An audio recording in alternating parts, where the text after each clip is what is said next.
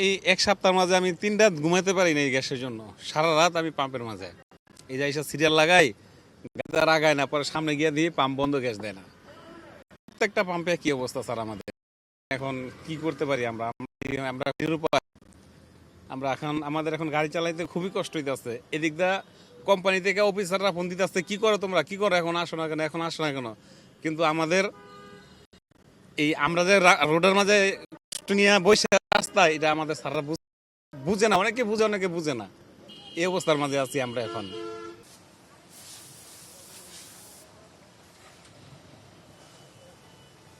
2.5 ঘন্টা সিরিয়ালে থাইকে এখনো গ্যাস পাইতেছে না। হ্যাঁ, আপনার ওই যে দেখেন 4টা নজেল, একটা নজলে করে গ্যাস দিতেছে, তাও আপনি প্রেশার নাই। হয়তো 100, আপনি সিলিন্ডার খালি, হয়তো আপনি 250-300টার গ্যাস পামো। তা 250-300টার গ্যাসটা সাধারণত যে যানজটের রাস্তা ঘন্টাখানি আপনার জামা থাকলে শেষ হয়ে যায়। এরপর যা বাড়তে চেষ্টা কোনো ডিউটি করবো, চালামো গাড়ি, এটার কোনো কায়দা নেই কেউ। এরপর আপনি তেলে যা চালামো, তেলের খরচা বেশি পড়ে যায়। মালিক অতটা বড় লোক না, বুঝছেন, নর্মালি মালিক। এখন তো আমাদের একটা ভোগান্তি হইতে আছে। এখন কালকে আপনার পেপারে দেখলাম, ওই যে আপনার চট্টগ্রামের মহেশখালীতে আপনার কন্টেনারে আগুন লাগছিল ইনুস সাহেবের আমলে, সেটা নাকি বলে কোনোরকম ঠিকঠাক করছিল, এখন ওইটা অকার্য করে গেছে। 45,000 কোটি লিটার গ্যাস ওইটা উৎপাদন হচ্ছে, সেটা বন্ধ গেছে।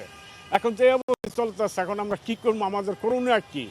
পেশাও ছাড়তে পারতেছে না, চাকরিও পাইতেছে না, বলে তেলের গাড়ি চালামু, সেই চাকরিও পাই না।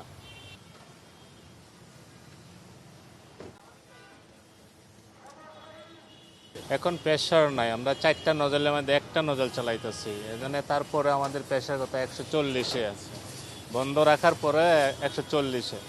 পর্যাপ্ত পরিমাণ গ্যাস লাইনে না থাকার কারণে এই যানজট শুরু হয়েছে। আমরা পুরোপুরি গ্যাস দিতে পারছি না গাড়িতে। মানে ফুল প্রেশারটা পাইলে ড্রাইভারের গ্যাস যায়, তারা দ্বিতীয়বার লাইনে আসে না। একটা গাড়ি 2 থেকে 3 বার লাইন, যেহেতু এখান থেকে নিয়ে গেলে 200 টাকা, আবার আরেক জায়গার মধ্যে লাইন দিল, আবার ঘুরে লাইন দিল। এই সারাদিনই তারা মধ্যে আছে। এই জন্য আমাদের প্রেশার থাকলে এই গাড়িগুলি দ্বিতীয়বার আসে না।